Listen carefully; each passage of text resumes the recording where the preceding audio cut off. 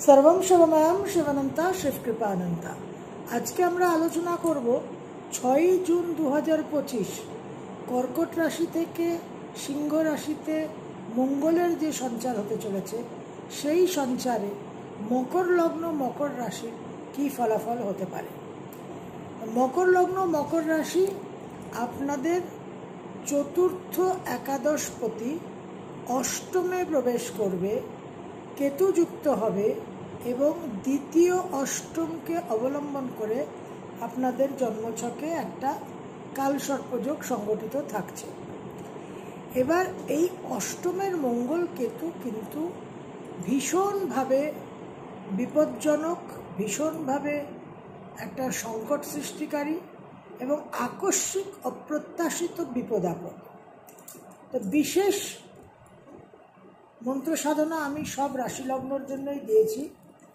আরেকটি অ্যাডিশন আমি করছি, আপদ উদ্ধার বটুক ভৈরব কবচ। এটা বিশেষভাবে গুরুত্বপূর্ণ এই ক্ষেত্রে। আপদ উদ্ধার বটুক ভৈরব কবচ, এটা আমি কমিউনিটি পোস্টে দিয়ে দিচ্ছি। স্তব কবচমালা, এই যে বইটি দেখছেন স্তব কবচমালা, এই বইটি আপনারা সংগ্রহ করতে পারেন। ভবানীপুরের গৌরীদি আমাকে দিয়েছেন, আমি অত্যন্ত কৃতজ্ঞ এবং আপ্লুত। এই স্তব কবচমালা বইটিতে আপনারা সব রকমই পাবেন। আর আপাতত আপদ উদ্ধারটা আমি আপনাদের জন্য কমিউনিটি পোস্টে দিয়ে দিচ্ছি। তো মন্ত্র সাধনা পরিহার যে উপায়, তার জন্য সংকট নাশক স্তোত্রম, নারদ পুরাণের সংকট নাশক স্তোত্রম উল্লেখ করেছি। সেখানে গণপতির, শ্রী গণেশের 12টা স্বরূপ আছে এবং মকর লগ্ন মকর রাশির সঙ্গে যে স্বরূপ সংযুক্ত সেই স্বরূপের নাম হলো বিনায়ক। সুতরাং ওম বিনায়কায় নমঃ, ওম বিনায়কায় নমঃ, এই যে মন্ত্রটা, এটা আপনারা সবসময় জপ করতে পারেন। এই মন্ত্রকে অবলম্বন করে আপনারা 6 জুন থেকে 28 জুলাই চলতে পারেন, ওম বিনায়কায় নমঃ। এবার তার সঙ্গে সংকটনাশক স্তোত্র, এটা কিন্তু একবার প্রতিদিন অতি অবশ্যই আপনারা পাঠ করবেন, এটা ভীষণ গুরুত্বপূর্ণ।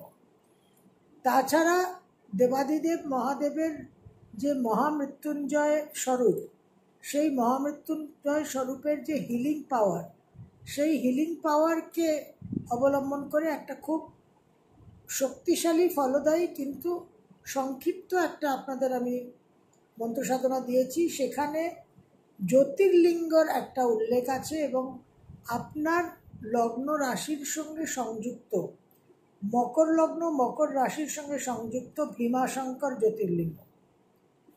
তো ওই ভিডিওটা আপনাদের একটু দেখে নিতে হবে বোঝার জন্য। এবার বিষয় হচ্ছে যে অষ্টমে মঙ্গল কেতু, এই অষ্টমের মঙ্গল কেতু যৌথ প্রভাব দৃষ্টি আপনাদের দ্বিতীয় ভাবে পড়ছে, থার্ড হাউসে পড়ছে আর একাদশে পড়ছে।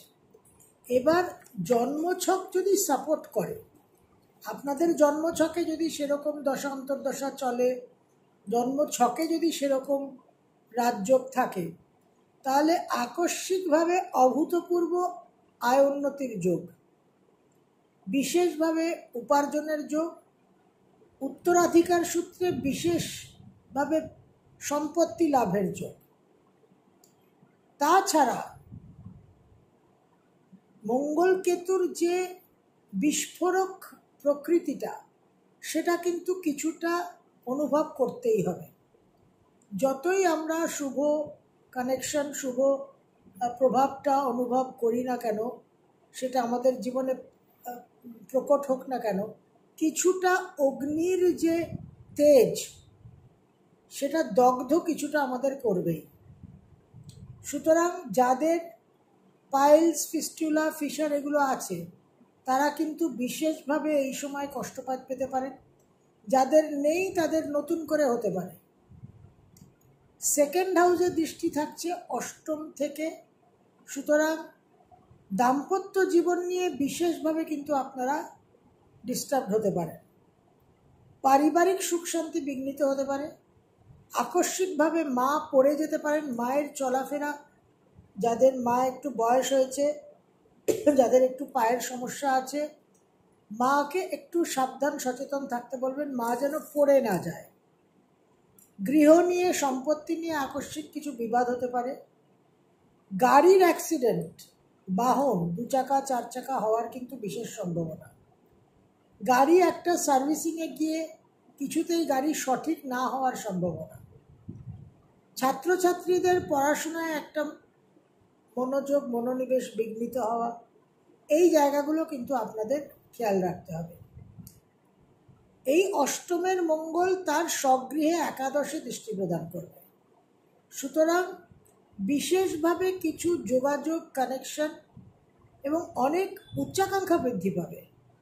সেই উচ্চাকাঙ্ক্ষাকে চরিতার্থ করার জন্য একটা চরম কিছু রিস্ক নেওয়ার প্রবণতা তৈরি হতে পারে। হাই রিস্ক অ্যাপিটাইট, ঝুঁকি নেওয়া।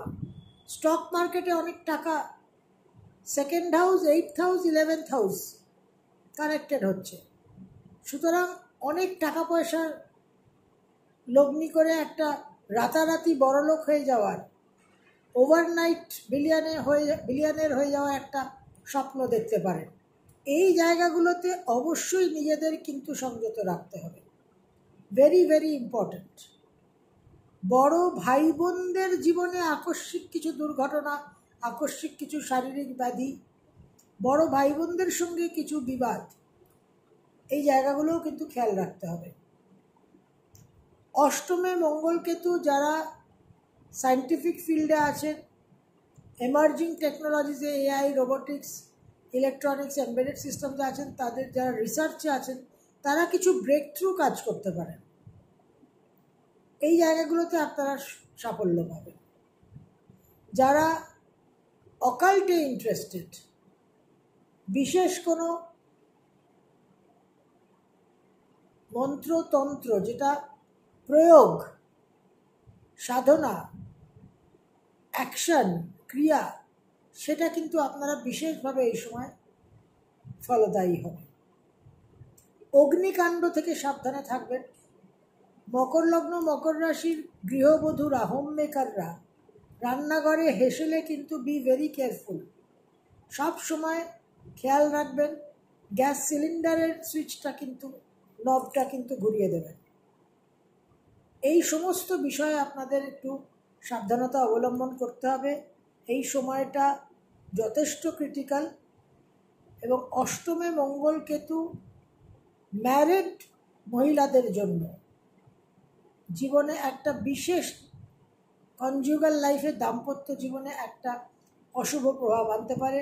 যাদের জন্মছকে মঙ্গল রাহুকেতুর নোডাল অ্যাক্সিসে আছে এবং যদি সেখানে কেতুর সঙ্গে যুক্ত থাকে, তাহলে সেই সমস্ত মহিলাদের কিন্তু বিশেষভাবে এই সময় দাম্পত্য জীবনে একটা অশুভ একটা সংকেত পাওয়া যাচ্ছে।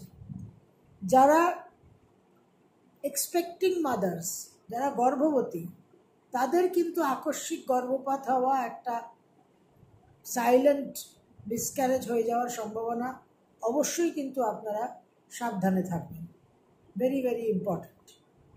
এই মঙ্গলের অষ্টম দৃষ্টি থাকছে 3rd হাউসে, যেখানে আপনাদের লগ্ন রাশির অধিপতি গ্রহ শনি অবস্থান করে আছে।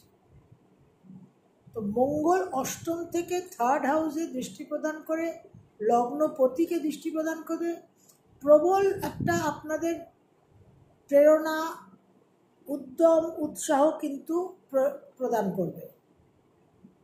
সেই জায়গায় রিস্ক নেওয়ার যে ব্যাপারটা, ওভার কনফিডেন্সের যে ব্যাপারটা, সেই জায়গাটাকে কিন্তু আপনাদের কন্ট্রোলে রাখতে হবে। এবং চোট, আঘাত, অ্যাক্সিডেন্টের জায়গাটা সবসময় একটু বেশি পরিমাণে অ্যাক্টিভ থাকছে, কারণ এটা মঙ্গল কেতু অষ্টমে।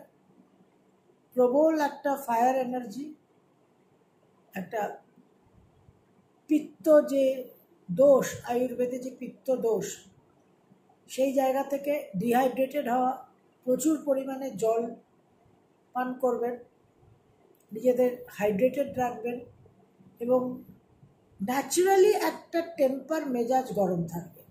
সেই জায়গায় অবশ্যই কিন্তু নিজেদের ধীর স্থির শান্ত রাখা এবং যে মন্ত্র সাধনার যে উপায় আপনাদের দিয়েছি 28শে জুলাই অবধি, 6ই জুন থেকে 28শে জুলাই, অতি অবশ্যই কিন্তু সেটা একদম নিষ্ঠার সঙ্গে আপনারা পালন করবেন। সর্বম শুভময়ম শুভনন্তা শিবকৃপা।